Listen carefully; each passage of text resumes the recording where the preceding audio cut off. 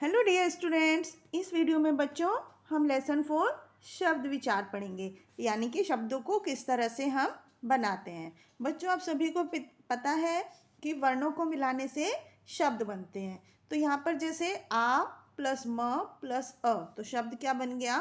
आम।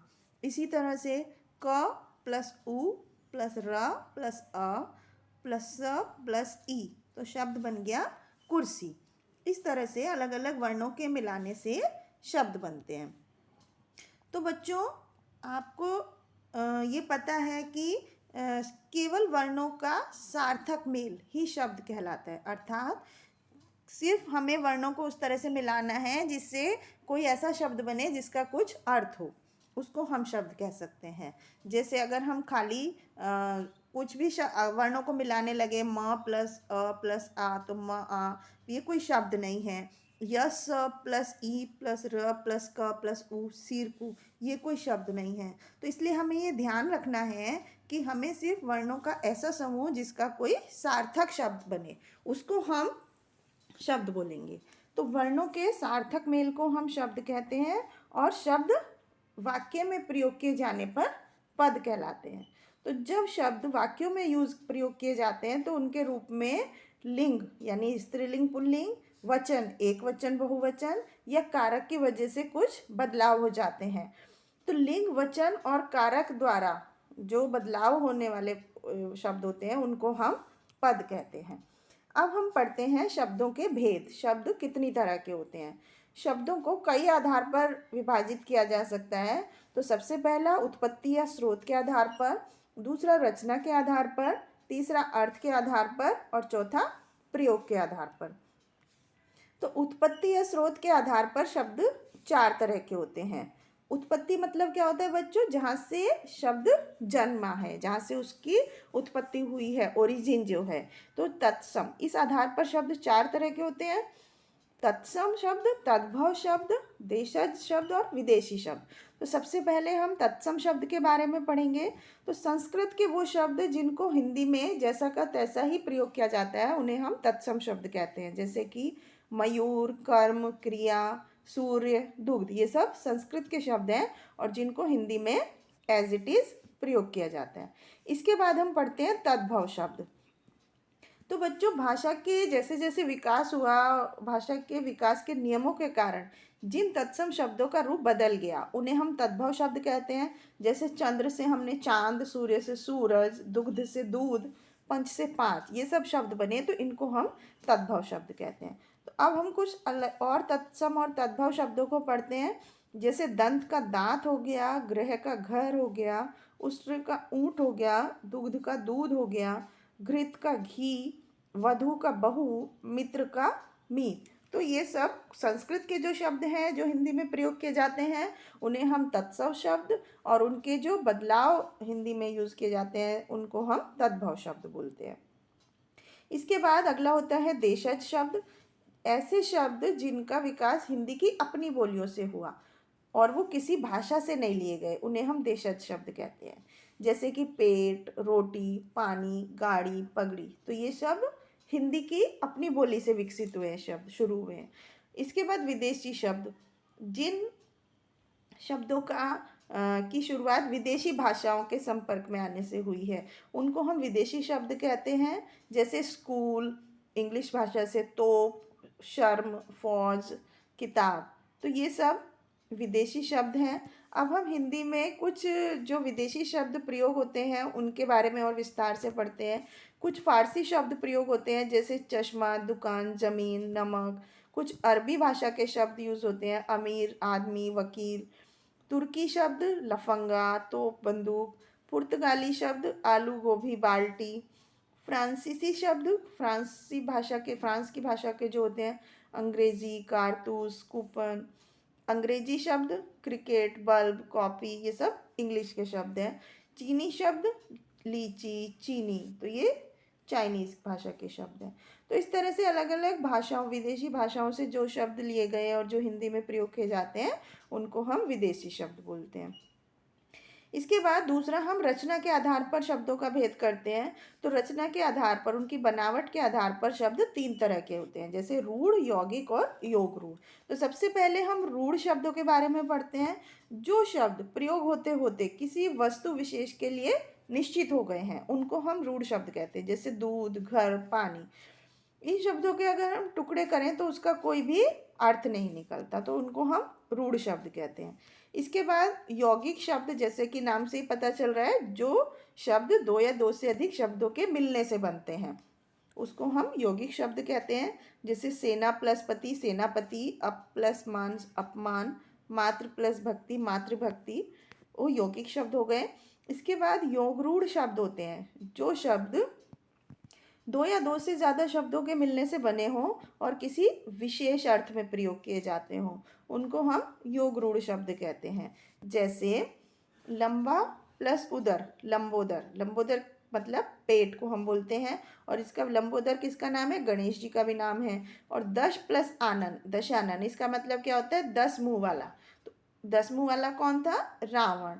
तो इस तरह से जो शब्द 2 या 2 से ज़्यादा शब्दों के मिलने से बने होते हैं, लेकिन उनका कोई विशेष अर्थ भी होता है, तो उसको हम योगरूढ़ शब्द कहते हैं। जैसे नीलकंठ, शिवजी भगवान को, पंकज, त्रिलोचन, इस तरह से ये योगरूढ़ शब्द है। इसके बाद हम शब्दों को उनके अर्थ के आधार पर बांटते हैं। अर्थ के आधार पर शब्द 2 तरह के होते हैं, सार्थक शब्द और निरर्थक शब्द। सार्थक शब्द कौन से होते हैं? जिनका कोई अर्थ होता है, उसको हम सार्थक शब्द कहते हैं। और निरर्थक शब्द कौन से होते हैं? जिन व्याकरण में वर्णों के सार्थक मेल को ही शब्द कहते हैं, लेकिन ऐसे शब्द जिनका हमारी भाषा में कोई अर्थ नहीं होता, उनको हम निरर्थक शब्द या बेकार शब्द बोलते हैं। तो शब्द सदैव सार्थक शब्दों के साथ ही प्रयोग होते हैं। जैसे चाय वाय पी लीजिए, तो यहाँ पर चाय वाय में जो वाय है ये निरर्थक शब्द है, इसका अपने आप में कोई अर्थ नहीं है, लेकिन ये सार्थक शब्द चाय के साथ यूज़ हो रहा है, तो इसलिए इसको हम निरर्थक शब्द कहते हैं।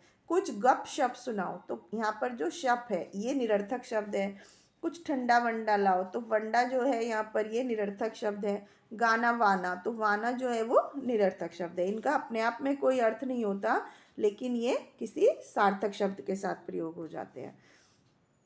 अर्थ के आधार पर अब शब्द 2 प्रकार के होते हैं, 2 तरह के होते हैं बच्चों। विलोम शब्द, पर्यायवाची शब्द, एकार्थी शब्द, अनेकार्थी शब्द, समश्रुति भिन्नार्थक शब्द और शब्द समूह के लिए शब्द। तो सबसे पहले हम विलोम शब्द के बारे में पढ़ते हैं। विलोम शब्द, जो शब्द अर्थ की दृष्टि से एक दूसरे का विपरीत अर्थ देते हैं, मतलब जिनका अर्थ एक दूसरे से उल्टा होता है, उन्हें हम विलोम शब्द या विपरीतार्थी शब्द बोलते हैं। जैसे वीर, कायर। वीर का विलोम शब्द है कायर। आस्तिक मतलब जो भगवान में आस्था रखता हो, इसका उल्टा शब्द क्या होगा? जो भगवान में आस्था ना रखता हो, तो उसको हम क्या बोलते हैं? नास्तिक। तो इस तरह से इन दोनों शब्दों के जोड़े का एक दूसरे से उल्टा अर्थ है, इसलिए इनको हम विलोम शब्द बोलते हैं। अब हम कुछ विलोम शब्द के बारे में और पढ़ते हैं। शिक्षित का अशिक्षित, शिक्षित मतलब जो पढ़ा लिखा है, अशिक्षित मतलब जो पढ़ा लिखा नहीं है। बंधन मतलब जो बंधा हुआ, मुक्ति मतलब आज़ाद, सपूत मतलब अच्छा बेटा, और कपूत मतलब बुरा बेटा। प्राकृतिक मतलब जो हमें प्रकृति से मिला है, नेचुरल। इसके अलावा जो हम, इसका उल्टा अर्थ क्या होगा? जो हमें प्रकृति से नहीं मिला हो, जो हमने बनाया हो आर्टिफिशियली, वो हो गया कृत्रिम। इसी तरह से प्रातः मतलब सुबह और सायं मतलब शाम। विष मतलब जहर और इसका उल्टा अमृत। तो इस तरह से उल्टे अर्थ वाले शब्दों को हम विलोम शब्द कहते हैं। इसके बाद बच्चों हम पढ़ते हैं पर्यायवाची शब्द। पर्यायवाची शब्द क्या होते हैं? जिनका एक ही शब्द के कई एक ही मीनिंग होता है, लेकिन शब्द अलग अलग होते हैं। जैसे कि तालाब के पास एक पेड़ है, ये उपवन बहुत सुंदर है। सरोवर के पास एक वृक्ष है, ताल के पास एक तरु। तो यहाँ पर ये जो शब्द हैं, तालाब, सरोवर और ताल, इन तीनों का अर्थ एक ही है, और पेड़, वृक्ष और तरु, इन तीनों शब्द का भी एक ही मीनिंग है, तो इसको हम पर्यायवाची शब्द बोलते हैं। इसी तरह से अगले उदाहरण में उपवन, बगीचा और वाटिका, ये तीनों पर्यायवाची शब्द हैं, इनका एक ही मीनिंग है। और इस तरह से जिन अलग अलग शब्द जिनका मीनिंग सेम होता है, अर्थ सेम होता है, उसको हम पर्यायवाची शब्द बोलते हैं। तो लगभग एक समान अर्थ वाले शब्द पर्यायवाची शब्द कहलाते हैं। पर्यायवाची शब्दों के अर्थों में और प्रयोग में कभी कभी अंतर भी होता है, तो हमें उस चीज़ का ध्यान रखना पड़ता है। जैसे कि आसमान में बादल छा गए के स्थान पर अगर हम बोलें अंबर में बादल छा गए, तो ये ठीक नहीं होता। तो इसलिए हमें कुछ शब्दों के पर्यायवाची शब्द याद कर लेने चाहिए। जैसे सरस्वती का पर्यायवाची शब्द शारदा, वागीश, वीणापाणी। सेना का दल, फौज, अनि। इस तरह से यहाँ पर कुछ और शब्दों के भी पर्यायवाची शब्द दिए गए हैं जिनको आपको याद करना होगा। पक्षी मतलब खग, द्विज, अंडज, विहंग। बंदर मतलब कपीश, वानर, मरकट। तो ये सब इनके पर्यायवाची शब्द है। नदी का सरिता, तटनी, तरंगिणी। इंद्र का सुरेश, देवराज, देवेंद्र। इन सब शब्दों का एक ही अर्थ होता है जिनको कि हम पर्यायवाची शब्द कहते हैं।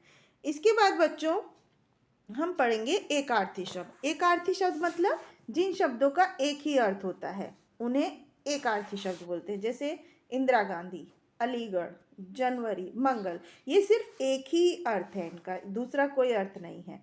सूक्ष्म अर्थ भेद वाले शब्द, ऐसे पर्यायवाची शब्दों का अर्थ एक जैसा लगता है लेकिन उनमें थोड़ा बहुत अंतर होता है। तो ज़्यादातर जो पर्यायवाची शब्द होते हैं वो एकार्थी न होकर मिलते जुलते अर्थ वाले होते हैं। उन्हें जो समानार्थक प्रतीत होते हुए भी अलग अलग होते हैं। जैसे सुंदर, सुंदर मतलब क्या होता है? कोई भी आकर्षक चीज़। और चारु मतलब क्या होता है? पवित्र और सुंदर चीज़। तो इस तरह से ये शब्द होते हैं जो कि एक दूसरे से मिलते जुलते प्रतीत होते हैं लेकिन उनका मतलब अलग अलग होता है। आलोचना मतलब बिना पक्षपात के गुण दोष बताना। निंदा मतलब भी बुराई करना होता है, पक्षपात के साथ बुराई करना। तो आज्ञा और अनुमति देखने में एक जैसे अर्थ वाले शब्द लगते हैं लेकिन इनके अर्थ में थोड़ा थोड़ा परिवर्तन होता है। आज्ञा मतलब बड़ों का छोटों को कुछ करने को जब आदेश देते हैं तो उसको हम आज्ञा बोलते हैं। और अनुमति क्या होता है? जब कोई बड़े लोग किसी काम को करने की परमिशन दे देते हैं, स्वीकृति दे देते हैं, तो उसको हम अनुमति बोलते हैं। इसी तरह से गूंथना मतलब माला या चोटी बनाना, और गूंधना मतलब आटे में पानी मिलाकर जब आटा लगाते हैं उसको रोटी बनाने के लिए तैयार करते हैं। तो इस तरह से ये कुछ एक सूक्ष्म अर्थ वाले भिन्न वाले शब्द हैं। इसी तरह से कुछ और शब्द भी हैं जैसे अधिक, काफ़ी, मृत्यु, निधन।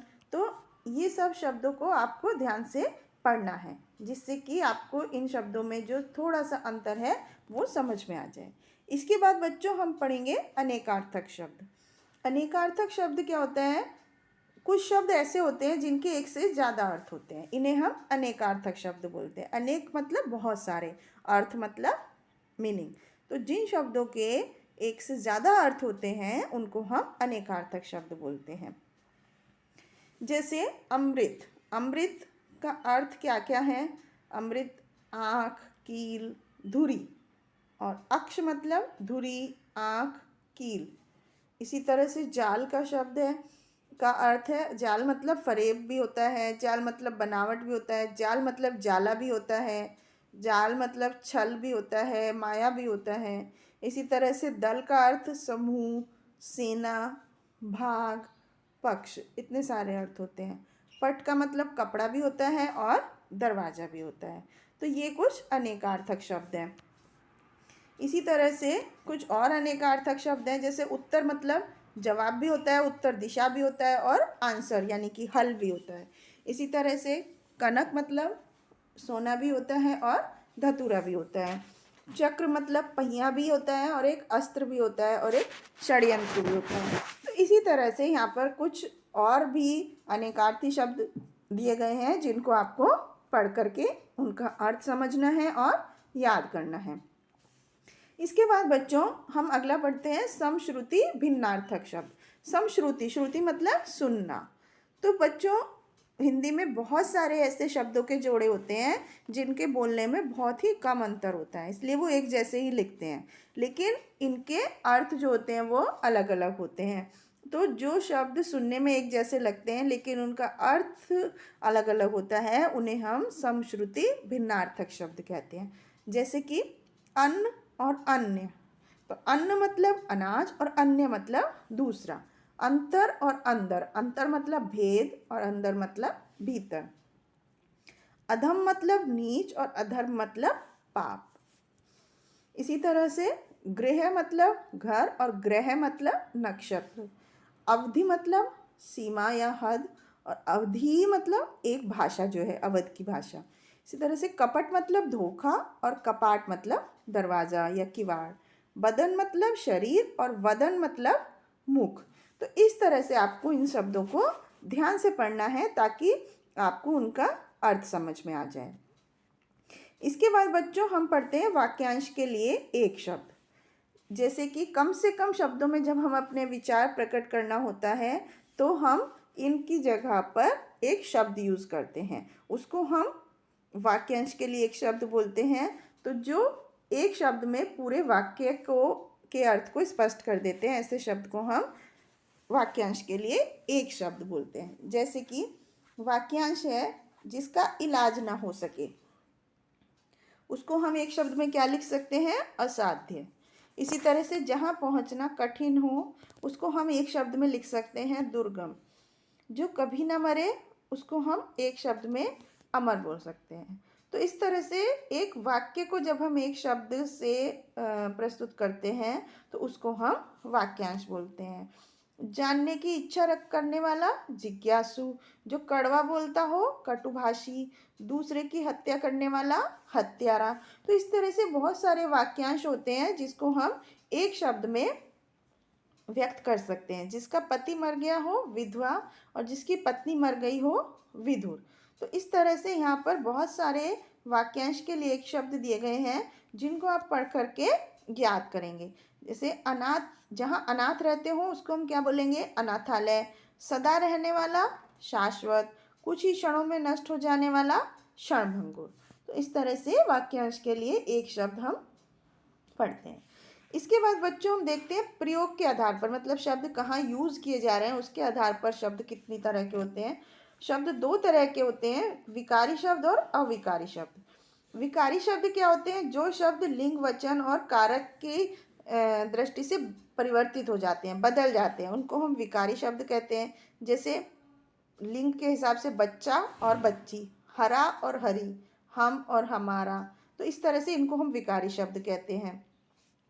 विकारी शब्दों के स्वरूप में होने वाला परिवर्तन उनके अर्थ में भी परिवर्तन कर देता है। जैसे संज्ञा, सर्वनाम, विशेषण और क्रिया शब्द विकारी शब्द होते हैं। विकारी मतलब जो लिंग वचन और कारक की वजह से परिवर्तित हो जाते हैं। तो इसके बाद हम पढ़ते हैं अविकारी शब्द। तो जिन शब्दों पर लिंग वचन और कारक का कोई भी प्रभाव नहीं पड़ता, अर्थात वो नहीं, उनमें बदलाव नहीं आता, उनको हम अविकारी शब्द बोलते हैं। जो ना तो खुद परिवर्तित होते हैं और ना ही इनके अर्थ बदलते हैं। जैसे अंदर, बाहर, साथ, वह, बिना, अथवा। तो ये क्रिया विशेषण, समुच्चय बोधक, संबंध बोधक, विस्मय आदि बोधक शब्दों को अविकारी शब्द कहते हैं क्योंकि इन पर लिंग वचन और कारक का कोई भी प्रभाव नहीं पड़ता है। तो एक नज़र में हम देखते हैं बच्चों इस लेसन में हमने क्या क्या चीज़ें पढ़ी। सबसे पहले हम शब्द किसे बोलते हैं? वर्णों के सार्थक समूह को हम शब्द कहते हैं। और शब्द का जब वाक्य में प्रयोग होता है तो उसे हम पद कहते हैं। उत्पत्ति के आधार पर शब्द 5 तरह के होते हैं: तत्सम, तद्भव, देशी, विदेशी और संकर।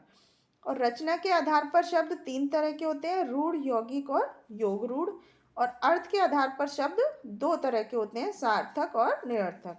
और प्रयोग के आधार पर शब्दों के 9 भेद होते हैं: संज्ञा, सर्वनाम, विशेषण, क्रिया, क्रिया विशेषण, संबंध बोधक, समुच्चय बोधक, विस्मय बोधक और निपात। और प्रयोग के आधार पर शब्दों के 2 भेद होते हैं: विकारी और अविकारी। तो इस तरह से बच्चों आपने देखा कि इस पाठ में हमने शब्द विकार के बारे में कितनी सारी चीज़ें सीखी। आशा है आपको समझ में आया होगा। Thank you.